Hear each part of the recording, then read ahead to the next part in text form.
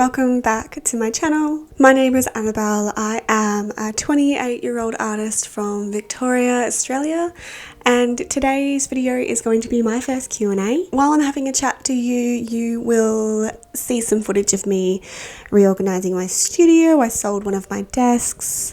I endeavoured to put together an easel, gave up promptly and enlisted my dad, and he magically put it together for me, which was great. But it's just a little baby Q&A. So I've got two questions that are very similar. So one was just curious how I got started as a painter, and the other was what made me decide to be a painter.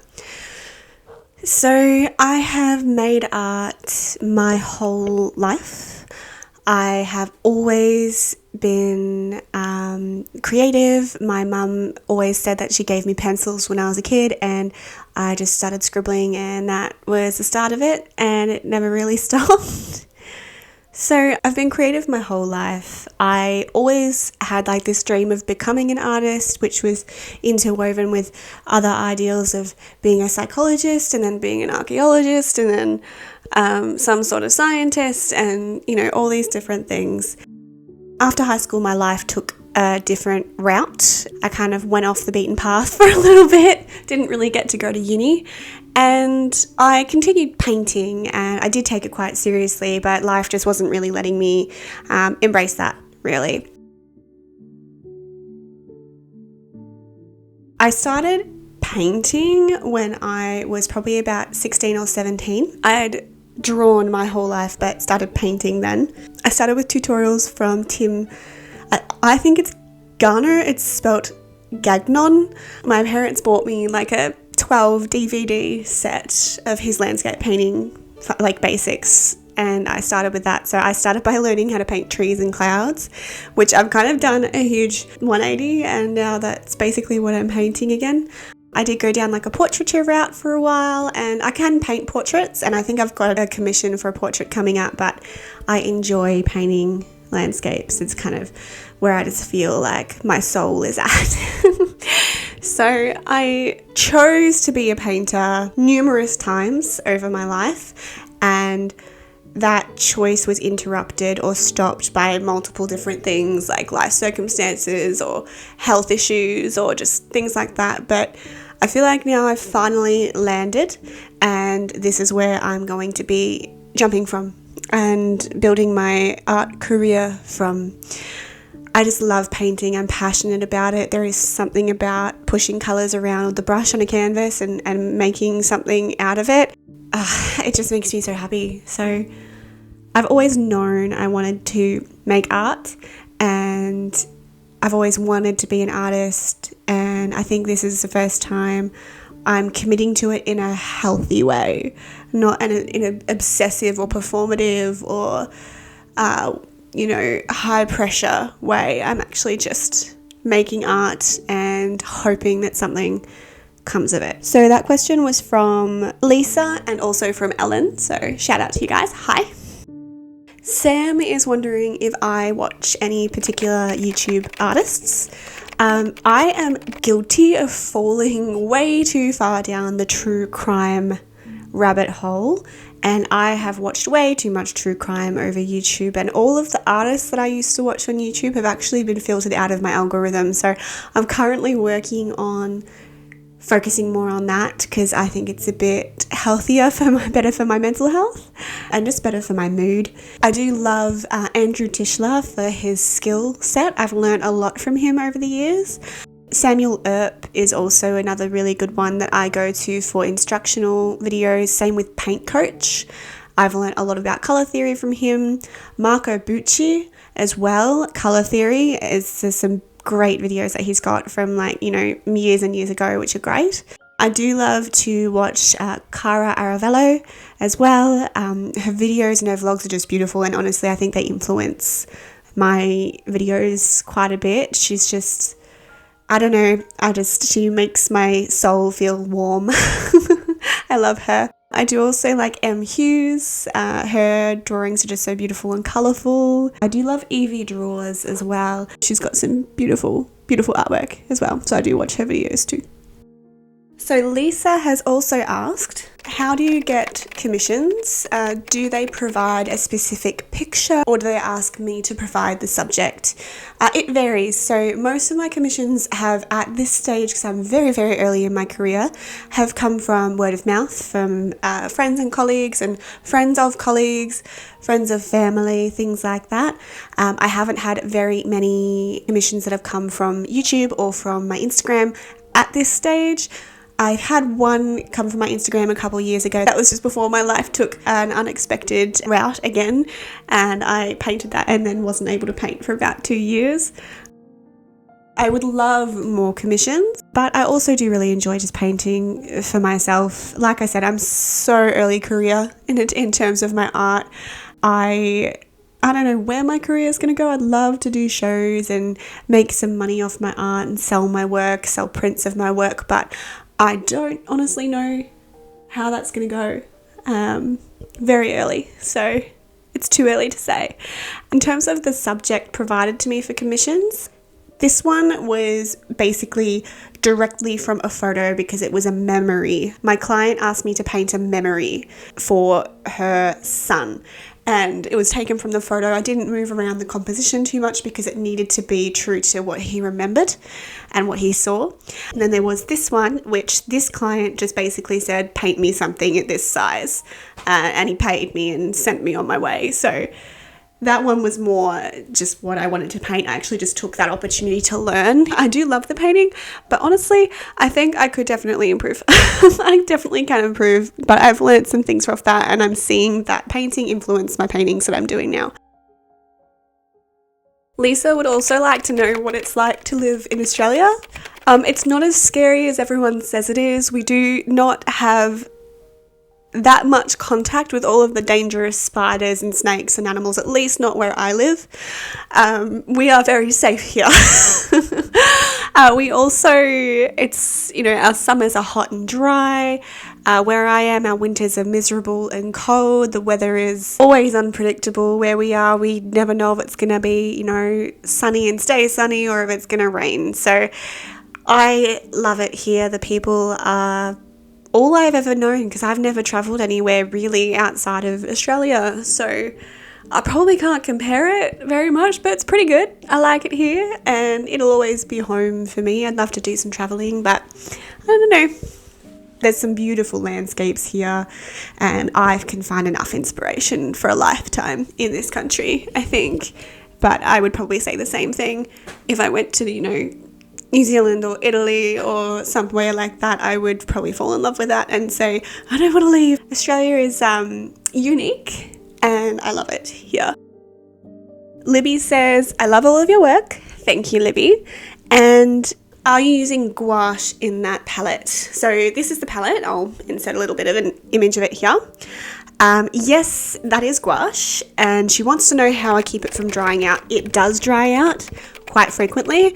However, gouache reactivates with water. You can basically get it back to the exact same consistency it was when it came out of the tube if you spray it with demineralized water. Otherwise, just in between sessions, I just give it a spritz with that same water and it keeps it moist, keeps it loose, and I can paint with it like it's straight out of the tube. You can get airtight palettes which are much better suited to that, but that's what I have and it works for me. So Alan had many questions for me, so we'll start working through those. You mentioned you used to paint very realistically and now your style is more fluid, impressionistic. What prompted the change? Painting more often and learning what I liked, I think, prompted the change. When I started out with my art, I had this, and this goes way back to primary school and, when it all started, all my creativity started.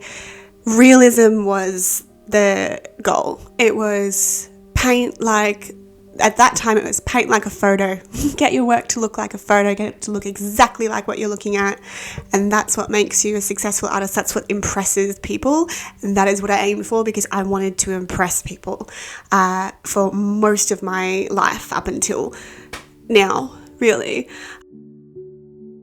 From there, I created a lot of commissions and paintings that my skill level wasn't as high then. So honestly, I say I painted more realistically. They probably aren't more realistic, but I was aiming for more realistic. I was aiming for photographic or academic or just, perfect paintings.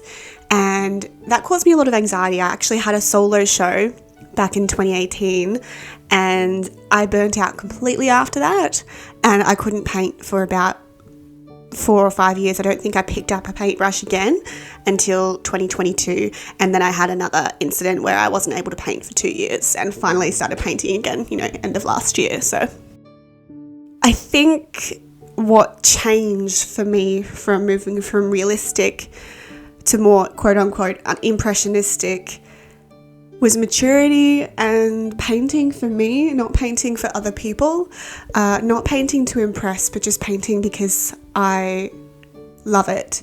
I love colour, I love texture, I love realism. I love to look at a painting and feel like I could step into it and I could be there, but I also love that illusion to be broken by brush strokes and texture and blocks of colour and things like that. Art is creation. It's representation for me. I do paint representationally, but I make paintings and I paint at the time how I'm feeling.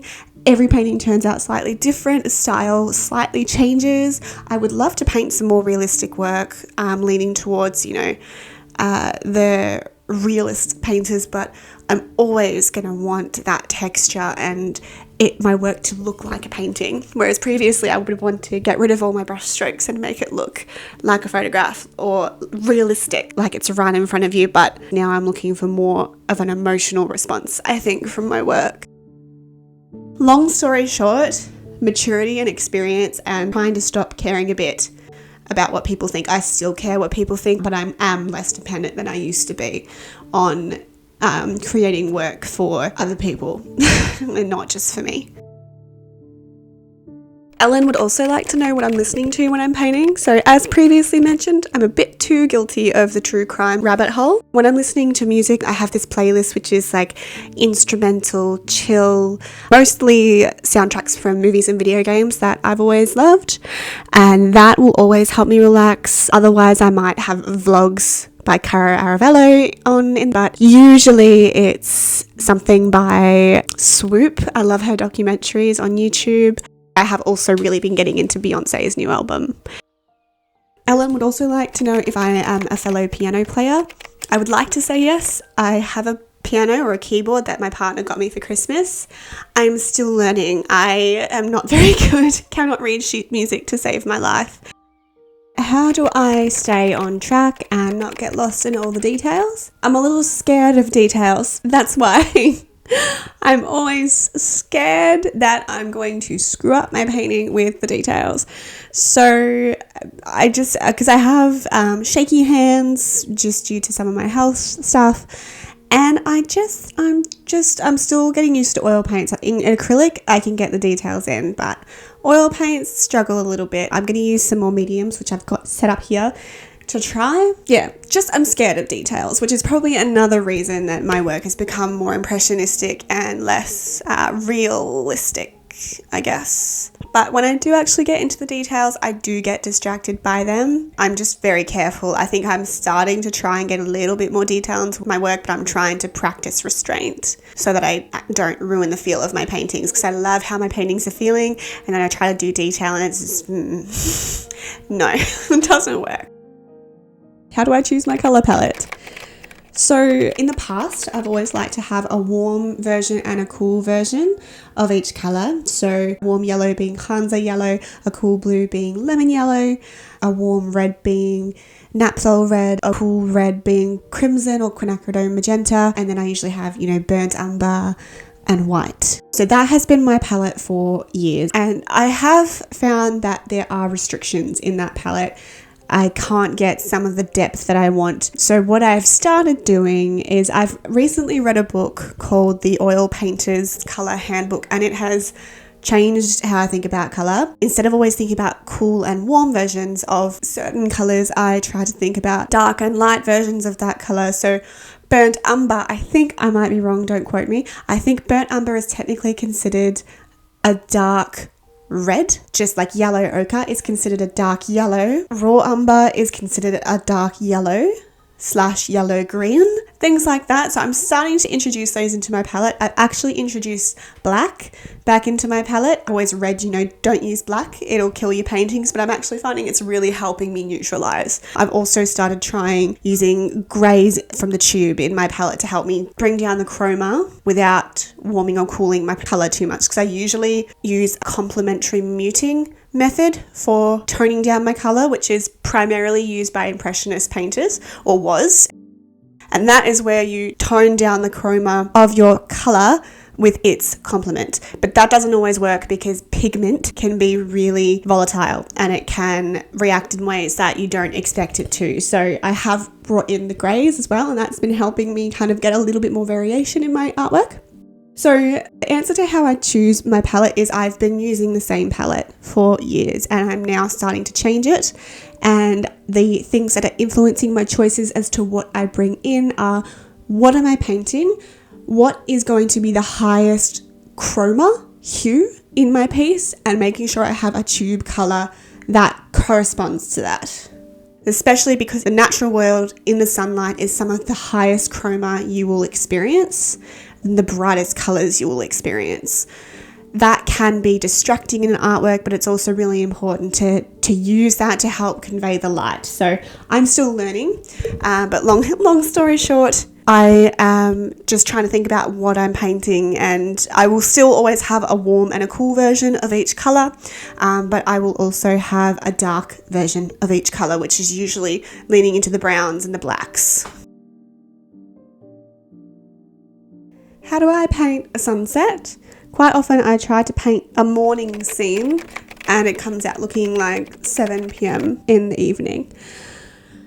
My answer to that would be, if you're having trouble with depicting a particular time of day and you think it's looking like another time of day, go out and do some plein air painting, or take photos if plein air painting isn't your thing, but plein air is the best way to learn how to paint nature. Go outside at 7 p.m. at night, which is obviously what you're not wanting to paint. Paint that exactly how you see it, or try to, and then go out and paint a sunrise and compare the two and see what were the differences. Then you'll start to be able to move towards painting that sunrise that you want to paint and making it not look like that 7 p.m. in the evening painting that you're not so fond of. The other thing you could do is find paintings by masters or other artists that you admire that are depicting that time of day that you'd like to paint, or basically just that aesthetic that you want to reach, and do master copies. Master studies and plein air painting are the two best ways to learn, I think, when you're not going to art school or you don't have art teachers. Master studies and plein air. So I would find some master paintings that you love and copy them to learn what they've done. If you can find out what pigments they used in those paintings as well, that will be really helpful, because if you don't have the same palette that they had, you will struggle to reach some of the hues and chromas and things that they've got in their painting. If you're trying to replicate that with a different palette, you will still learn to do it without the exact same palette. I do most of my master studies without the exact same palette that they used, but it can help as well if you're really trying to kind of nail something, to know what pigments are used in those paintings that you admire. And that is all of the questions. Thank you to everyone who submitted a question for this Q&A. Thank you for watching this video. Thank you to all of my new subscribers. I'm very excited about hitting just over 1,100 subscribers. It feels pretty crazy. And I hope you learned something from this video, or at the very least got to know me a little bit. The painting of the tree is called Eucalypt, and that is for sale on my website. So if you're interested in that, you can pop onto there. Follow me on Instagram if you'd like some more regular updates on what I'm up to. Otherwise, have an absolutely lovely day, and I will see you in the next video. Bye.